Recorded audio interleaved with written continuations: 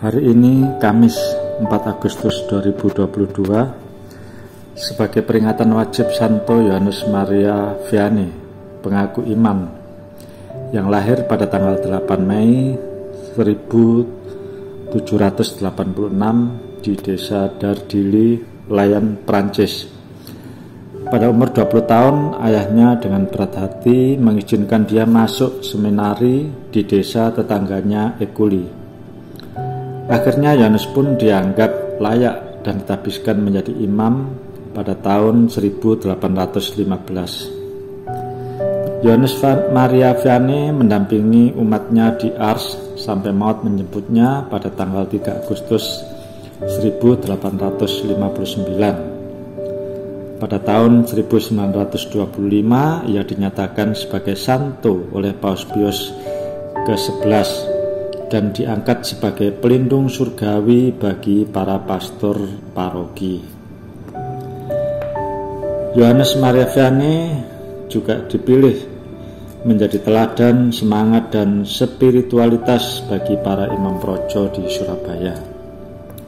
Saya juga mengucapkan selamat hari ulang tahun imamat bagi Romo Timotius Siga yang ke-12. Semoga selalu setia dalam tugas dan pelayanan sebagai gembala umat.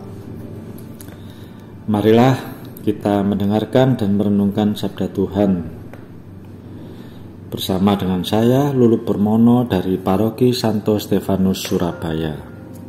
Marilah kita berdoa. Dalam nama Bapa dan Putra dan Roh Kudus. Amin. Ya Allah, kami bersyukur atas iman kepada Kristus. Engkaulah Mesias, anak Allah yang hidup. Melalui pembaptisan, kita sudah mendapat karunia mengenal Yesus. Kita patut bersyukur iman kita kepada Kristus merupakan karya Allah di hati kita. Semoga sabda Tuhan hari ini membuat kami lebih dekat dan bersatu dengan Engkau untuk terlibat dalam karya keselamatan Allah di dunia. Amin. Marilah kita mendengarkan sabda Tuhan. Bacaan diambil dari Injil Matius bab 16 ayat 13 sampai dengan 23. Tuhan sertamu dan sertamu juga. Inilah Injil Yesus Kristus menurut Santo Matius. Setelah Yesus tiba di daerah Kaisarea Filipi, ia bertanya kepada murid-muridnya, kata orang, siapakah anak manusia itu? Jawab mereka, ada yang mengatakan Yohanes Pembaptis, ada juga yang mengatakan Elia, dan ada pula yang mengatakan Yeremia atau salah seorang dari para nabi. Lalu Yesus bertanya kepada mereka, tetapi apa katamu? Siapakah aku ini? Maka jawab Simon Petrus, Engkau adalah Mesias, anak Allah yang hidup. Kata Yesus kepadanya, berbahagialah engkau Simon bin Yunus, sebab bukan manusia yang menyatakan itu kepadamu, melainkan Bapa-Ku yang di surga. Dan aku pun berkata kepadamu, engkau adalah Petrus, dan di atas batu karang ini, aku akan mendirikan jemaatku, dan alam maut tidak akan menguasainya. Kepadamu akan kuberikan kunci kerajaan surga. Apa yang kau ikat di dunia ini akan terikat di surga, dan apa yang kau lepaskan di dunia ini akan terlepas di surga. Lalu Yesus melarang murid-muridnya supaya jangan memberitahukan kepada siapapun bahwa ia Mesias. Sejak itu Yesus mulai menyatakan kepada murid-muridnya bahwa ia harus pergi ke Yerusalem dan menanggung banyak penderitaan dari pihak tua-tua, imam-imam kepala dan ahli-ahli Taurat, lalu dibunuh dan dibangkitkan pada hari ketiga. Tetapi Petrus menarik Yesus ke samping dan menegur dia, katanya, Tuhan, kiranya Allah menjauhkan hal-hal itu. Hal itu sekali-sekali takkan menimpa engkau. Maka Yesus berpaling dan berkata kepada Petrus, Nyahlah iblis, engkau suatu batu sandungan bagiku. sebab engkau bukan memikirkan apa yang dipikirkan Allah, melainkan apa yang dipikirkan manusia. Demikianlah sabda Tuhan. Terpujilah Kristus. Saudara-saudari terkasih dalam Tuhan, sabda Tuhan hari ini ingin berbicara tentang jati diri Yesus. Bagi kita dan menurut para murid, siapakah Yesus? Kita tahu bahwa waktu Yesus di dunia sangatlah terbatas. Selama itu pula Yesus dan para muridnya hidup bersama dan berbagi kesulitan yang telah mereka lalui. Banyak pengalaman yang mereka dapatkan dan mujizat yang mereka lihat, dan tidak sedikit ajaran yang mereka terima dari Yesus, walau tidak semuanya dapat dipahami. Yang menjadi persoalan adalah apakah para murid mengenal Yesus dan seberapa dalam mereka memahami gurunya.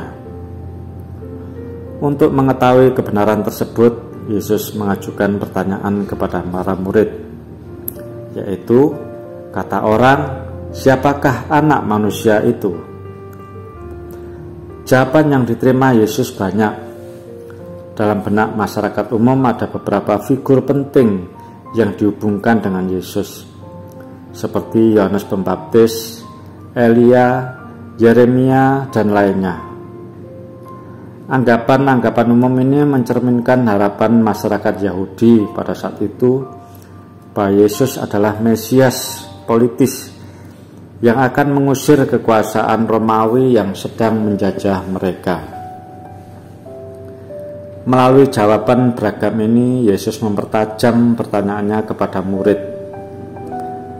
Ia ingin tahu apa anggapan para murid tentang dirinya. Saudara terkasih, Simon Petrus mengenal Yesus dengan baik sehingga dia berkata, "Engkau adalah Kristus, Anak Allah yang hidup." Selain karunia mengenal Yesus yang diberikan Allah kepada Petrus, Petrus juga mengerahkan upaya untuk mengenal Yesus. Jika tidak, Petrus tidak akan mengatakan engkau adalah Kristus, Putra Allah yang hidup. Ternyata jawaban Petrus menggembirakan hati Yesus.